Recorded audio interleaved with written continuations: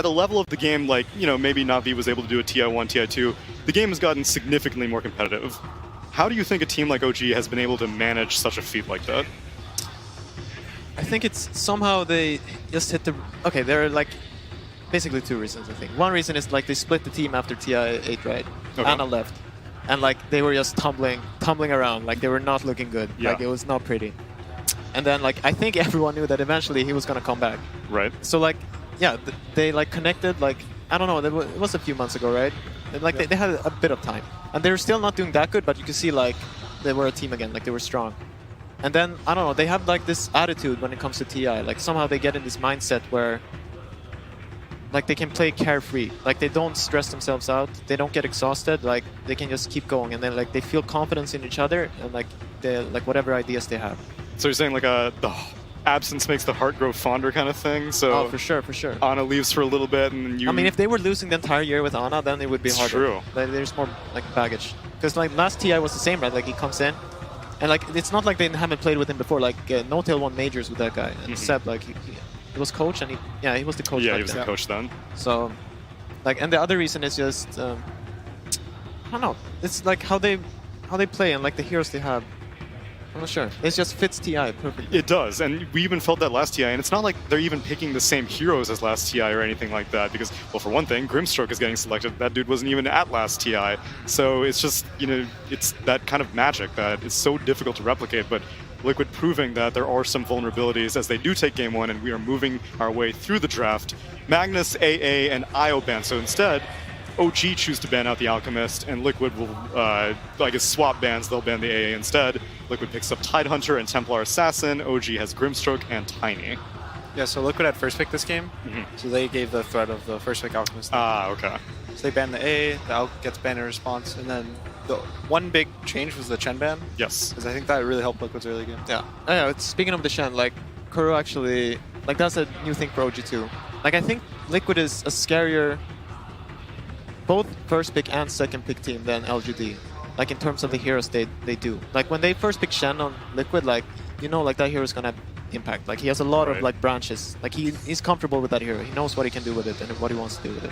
And for like their last pick, like that was a bit of LGD's weakness, I feel. Like their scariest last picks were like Ame heroes, like Spectre and Slart, which are strong, but it's not the same as getting hit by like a Broodmother, Meep, or Arc Warden. Like those heroes, sometimes you see them, you're like, yikes. Yeah, everyone always talks about the importance of like a 20-second pick game winner, and like LGD went for like a Darkseer 20-second pick in their elimination game, so ultimately you need to have that X factor at the end of the draft. It can't just all be front-loaded in the first two phases. It helps, because you spoke to me earlier, like similarities, and like it's Liquid do have, like even when they won TI Summer, right, like there are some similarities, except like they picked these annoying heroes very early for Matu and like deal with it, and then like we'll get something that's or good even later. like the GH Coddle back in the day. Earthshaker as well. Shaker as well. And I feel like OG also they're kind of playing the same as TI8 with how they play the safe lane, like what here's No-Tail plays. Like either he tries to play something that completely gives Anna free farm. Like if you look at a lot of their especially group stage games, Anna is like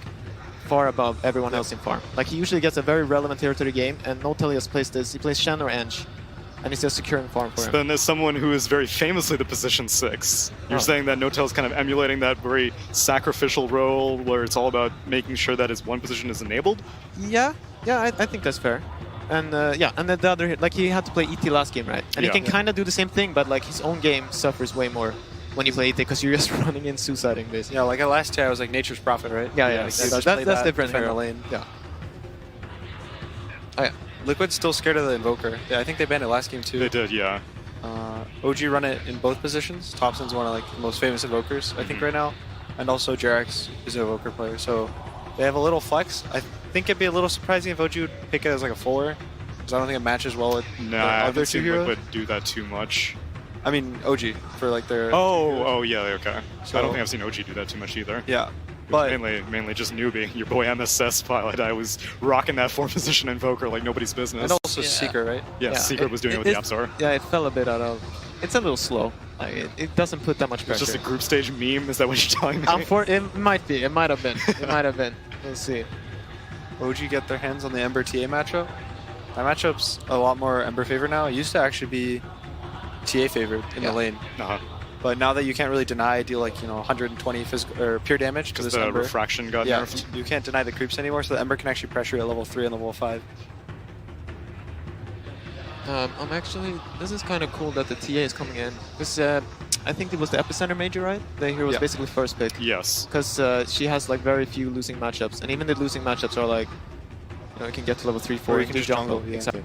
And you'll be fine. That's what we saw in the LGD series. Yeah, but I don't think she's supposed to be as good anymore. Like I want to see this because let's say it's Ember versus TA mid, right? Because what should be able to happen is like the Ember slightly wins the lane, and then he can just chase after her, like when she's trying to catch up. So you want like a very high activity Ember. You don't want like a farming lawnmower build Ember that goes for like a radiance or anything like that. You want one that's constantly bothering TA, making sure she can't take ancients, that kind of stuff. Yeah, I know Thompson was one of the first guys to start going like Medallion on Ember. So he goes like Medallion, I think he went Medallion Drums Deso, something along those lines. Okay. And he plays like in the enemy jungle the whole game and just like chains them and just chases them around. I mean, that's just his style. Like, that's what you could see last game. Like, what stopped him? Like, his tiny is. Got a little satisfaction from seeing them like just get shut down with what they're trying to pull. Like, right. Because you can see like Seb hits level 6 in the offlane, and like normal enches, they stay there and they get the tower. It can take up to 5 minutes. Because no one can come to that lane when she has impetus. But like it's still, she doesn't kill the tower that fast, right? But what he does, he just starts running at the enemy. Like he'll stand between the tier 2 and tier 1 mid, and like it's so, like you can't. It's so hard to do something about it because all the heroes are so low level. He's like you can maybe kill him, but like if you try to kill him and you fail, you basically lose the game. And even if you do kill him, it takes so many resources to just take him down. No, it's extremely. And then then like he's running around there, and then like Thompson hits like he has his timing. Like if you place Invoker Tiny, then suddenly he's in there too. But that game, like last game, he's just running over traps, running into 4 centaurs, like, and he gets stopped. I remember like last game when the guy was doing that move. Thompson's walking into the jungle chasing one of the supports, I forget which, Rubik? Yeah, Rubik. He's chasing the Rubik for like a minute. Yeah. Because he got trapped. And you kill the Rubik, and the camera goes to the mid tower, and there's an Ench sitting behind the mid tower, killing a tower while a Tiny is doing his own thing on the map. Yeah. No, it's when they can run at you, like they're very frustrating to play against. And Omni Knight are definitely a hero that can enable running at you. Still, so far the only strength core that Heavenly Grace is really going to be able to buff up is the Tiny, but obviously that's a great choice, especially once the Tiny gets the Aghanim Scepter. And Liquid going to pick up a Life Stealer. Even the Ember, though, you can stop him from getting like chain stunned by the Shadow Shaman. Gives him more HP. That's like the one thing they don't think about that much when you get Grace someone. It's 28 strength. That's still HP on every hero. Yeah. I mean, he's generally a very good versus Tide Hunter and Shaman. Like if you repel either this Ember or whatever they're picking next, like that guy he can just be in there. Like he's getting stunned for like a second max. It's also, the Ember could be an Anna Ember. Yeah. We didn't talk about that, I think. We mostly assumed it was a Thompson Ember versus the TA. Okay. And now that there's a Where would that put the Tiny, though? 4? Okay. So it would be Seb, Omni Knight off lane, safe lane Ember, 4 position Tiny, and then 5 position Grimstroke. Yeah. I mean, if you want to go like really far out there, Let's hear it. it could be a Tiny 3 with the Grim, so he can combo with the Inkswell. Oh. And then they put the Omni as a 5 with the carry against the Life Stealer. And So the Grim would be a 4. Oh, okay, I see. If you want to go out there. I feel like that's against the Life Stealer, that's a bit tricky, though. Yeah. Like, Inkswell combos won't be that reliable. And now Liquid being picked up. I mean, sorry, Enigma being picked up for Liquid. Yeah. I think they're going to want to better carry than Ember this game. I don't know if we can... Yeah, I mean, the lane for Ember here is like fine, I think. Yeah. Like he can do fine either. I don't know what they have up their sleeves, like to get something else from mid, but... They played, what was it, Sven, I think, first? The Life Stealer in the LGD series?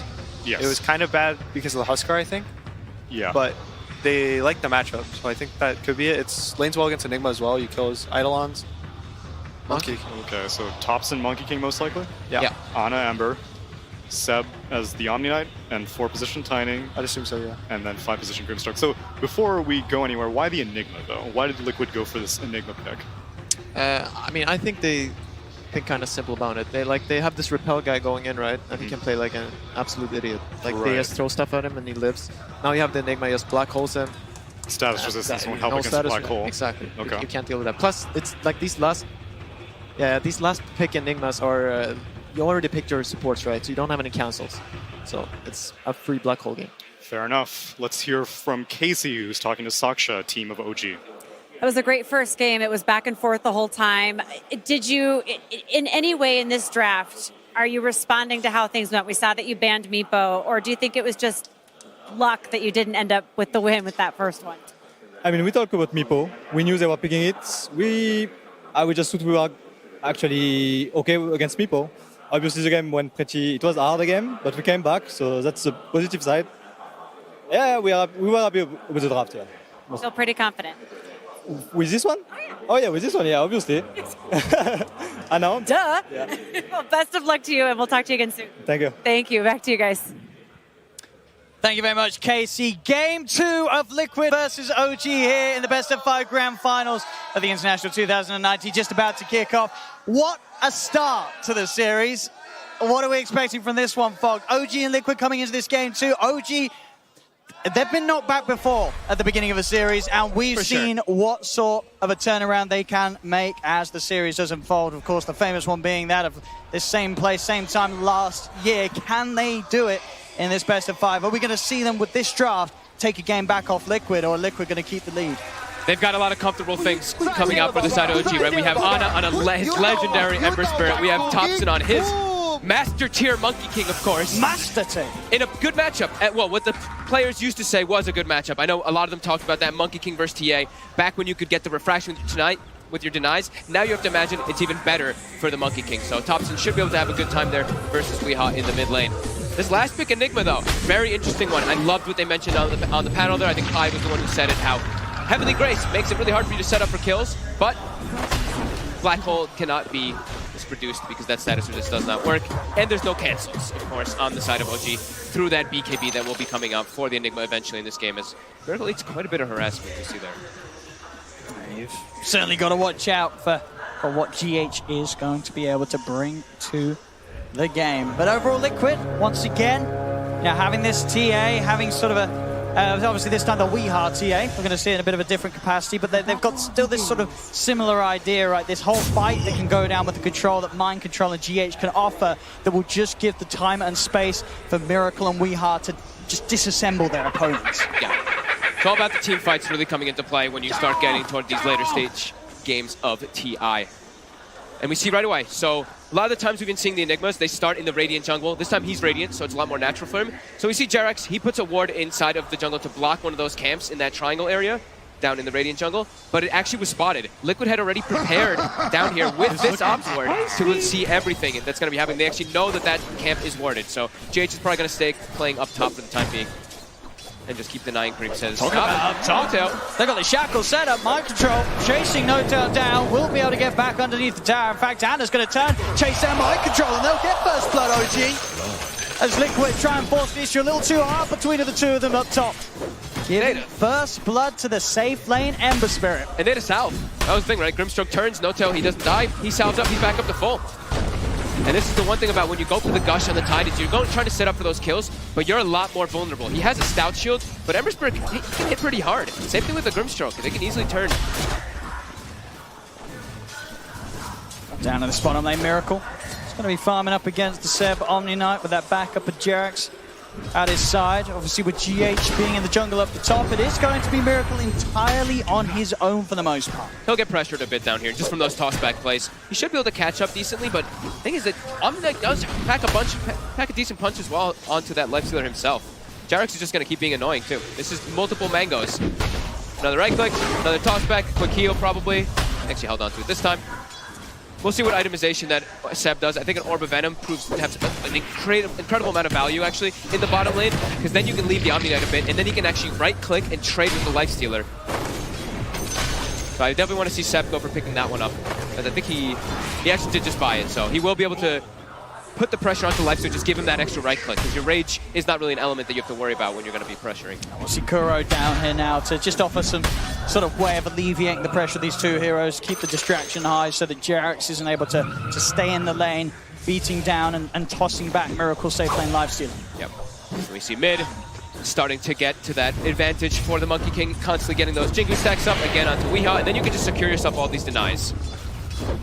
It's a tough lane for Weeha. Yeah.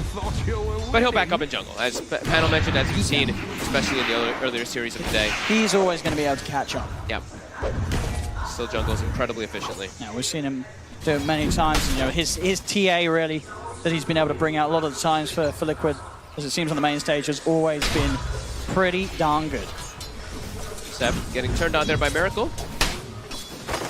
But we'll have the sustain. And now the Orb of Venom is delivered, and this is where he can start to actually push Miracle off of the lane.